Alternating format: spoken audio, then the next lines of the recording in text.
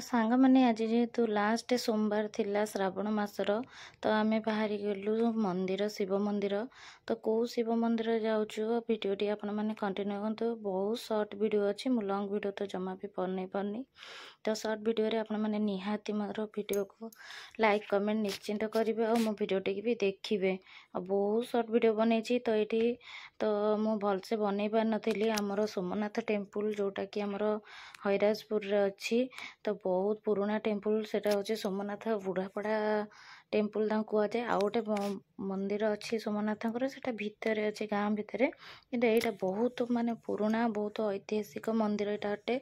तो ये आम सांग मैंने बाहर जाइलु आज लास्ट सोमवार थिला तो जापार नु पूर्वर तो ये आम इच्छा करूँ जावाई तो आज ही गलु कहीं आउ तो सोमवार सरी श्रावण मास आज गलु तो आज गलापर बहुत भिड़ थिले लोक मैंने आउ बहुत बोलबम भी माने पानी ढालुले काउड़िया माने तो से भिड़ थिला।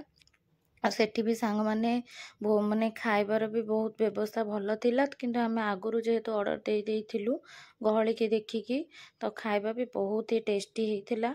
ये भात डालमा आउरी भी जिनस देइथिले मु वीडियो बनई पारनी पोटल थिला खीरी थिला खट्टा थिला आउ मु से सांग माने वीडियोटा बनई पारनी एतिकी ही बनईजी।